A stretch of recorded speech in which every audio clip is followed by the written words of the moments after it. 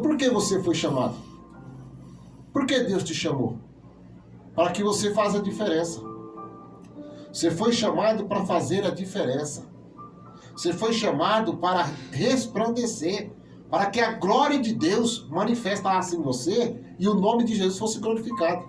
Querido, você não foi chamado por acaso, não. E primeiro, antes de você ser chamado, a Bíblia fala em João 6,44, que primeiro o Pai tem que primeiro o Pai fazer. Depois Jesus vai lá e completa. Né? Então você foi chamado para quê? Para resplandecer como astro nesse mundo. Olha que privilégio. Olha que honra que Deus está nos dando. Isso é uma honra que Deus está nos dando. Isso é uma confiança muito grande. Ele te eleger, ele te confiar em você e ele te chamar para a glória dele e para que você seja um astro. Não é um astro em cima de um palco, não. Não é um astro em cima de uma arquibancada ou num campo de futebol mostrando para milhares de pessoas, não. Que isso aí é uma da carne, você vai ficar aqui mesmo. Mas é um astro para você mostrar para a glória de Deus, para que o nome dos filhos de Jesus seja glorificado. Aí o verso 16 traz assim, ó, retendo a palavra da vida. Você tem falado da palavra da vida para o teu próximo?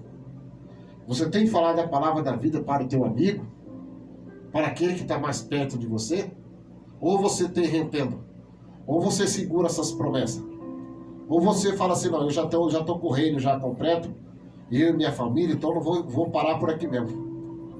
E Deus está falando para você não reter. Para que no dia de Cristo possa gloriar-me de não ter corrido nem trabalhado em vão, querido. Porque isso tudo que nós estamos fazendo, ela está sendo registrada diante de Deus. Porque lá naquele grande dia vai ter 2 livros. O livro da vida e o livro das obras. Você tem parado para pensar, esse tempo que Deus está te dando, essa oportunidade que Deus está te concedendo, você tem esse tempo, você está tomando esse tempo de exemplo para que você faça o que Deus tem que fazer? Porque é isso que Paulo fala aqui, ó, para que eu não tenha corrido em vão. Porque é isso, porque naquele grande dia, porque muitas vezes quando o pastor fala do exemplo, da gente fazer a obra, mas na obediência, e muitas vezes nós retemos, e nós dizemos assim, não, só quem tem que fazer é o pastor, o presbítero, o evangelista e o missionário, eles são pagos para isso. Não. Você também, Deus também te chamou e te capacitou. Você também vai fazer parte desse reino. Então que nós sejamos exemplo, não só dentro da igreja, mas fora da igreja, no nosso trabalho, na nossa empresa onde nós estamos trabalhando, e aonde tiver uma roda de amigos, que saia a palavra da nossa boca, que saia a palavra de salvação, de libertação e palavra de vitória, de bênção e de cura. Porque quantas pessoas estão ao nosso redor chorando, suplicando, pedindo misericórdia, e muitas vezes nós retemos, como Paulo diz aqui, não retenha a palavra, mas abra ela, abra a tua boca, fala de Jesus. Pastor, mas eu não sei falar, mas fala de Jesus, só fala assim, Jesus cura. Você já falou. Jesus salva. O resto, quem vai fazer é o Espírito Santo.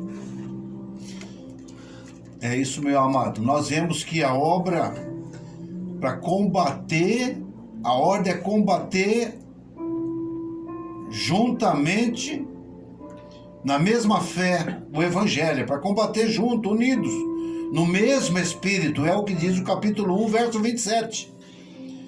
Combater dignamente, conforme o Evangelho, né? Precisa, no mesmo Espírito, na mesma comunhão.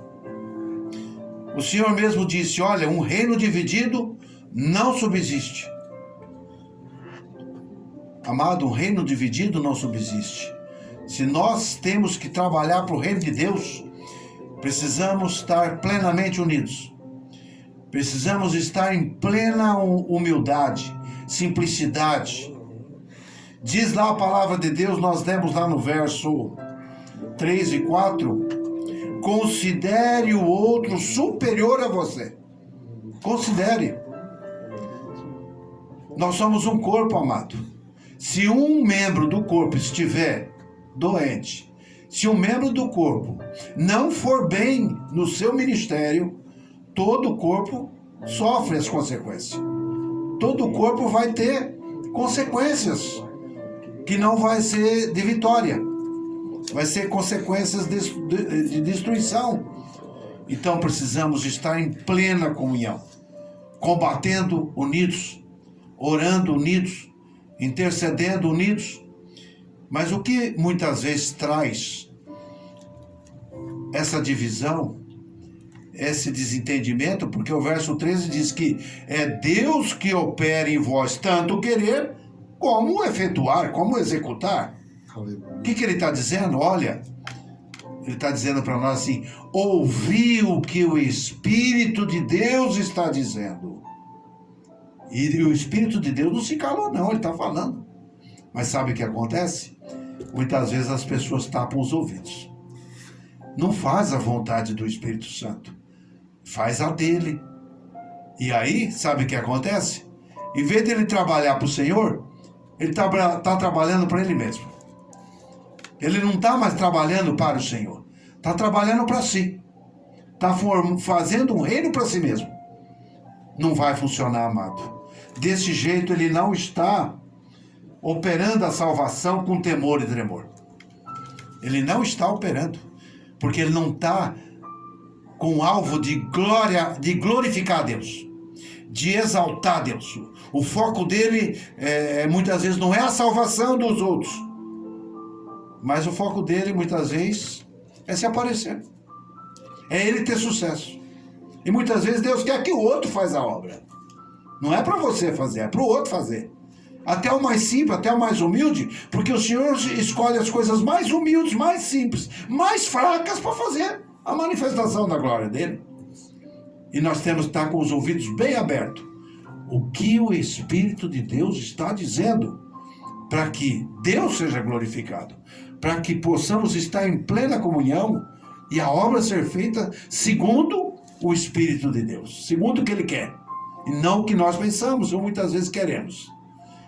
Então, amados, ficamos com essa palavra, e isso aqui também me trouxe um entendimento, amado, porque se é Deus que opera, tanto querer como efetuar, nós precisamos ser grandes intercessores, porque eu posso estar orando para a obra, intercedendo pela obra, para que o querer de Deus, o efetuar de Deus, seja executado naquela obra, naquele trabalho, naquela igreja, naquele ministério.